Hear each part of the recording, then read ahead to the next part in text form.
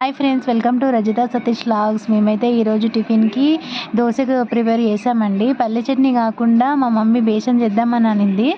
దానికోసమని ప్రిపేర్ చేశాను. మా సైడ్ బేసన్ అని అంటారు, మరి మీ సైడ్ ఏమంటారో కామెంట్ బాక్స్లో కామెంట్ చేయండి. దీనికి పేరు పిట్లా అని కూడా ఉందండోయ్.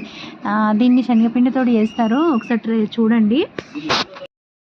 ఫస్ట్ అయితే స్టవ్ ఆన్ చేసుకొని గిన్నె పెట్టుకోవాలండి. గిన్నె వేడైన తర్వాత కొంచెం ఆయిల్ వేసుకొని, ఆయిల్ వేడైన తర్వాత అందులో కరివేపాకు, పచ్చిమిర్చి వేసి వేయించాలండి.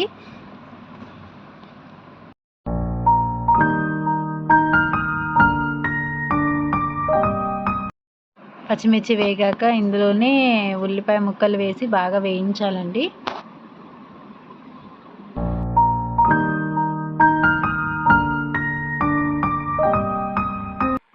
ఉల్లిపాయ ముక్కలు వేగాక దాంట్లోనే ఆలుగడ్డ ఒకటి కట్ చేసి వేసుకోవాలండి.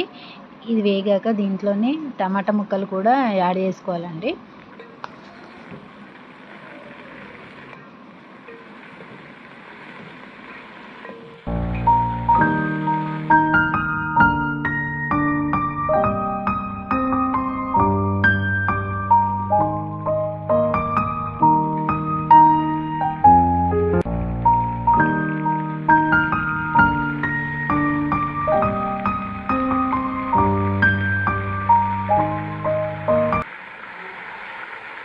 టమాటా ముక్కలు కూడా వేసిన తర్వాత బాగా కలుపుకోవాలండి.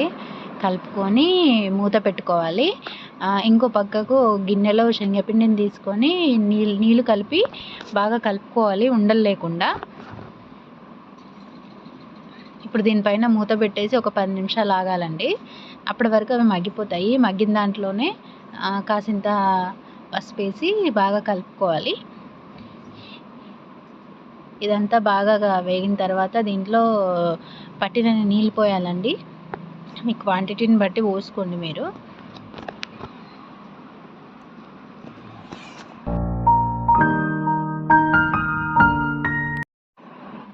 ఈ వాటర్లోనే సరిపోయేటంత ఉప్పు వేసి మరగనివ్వాలండి.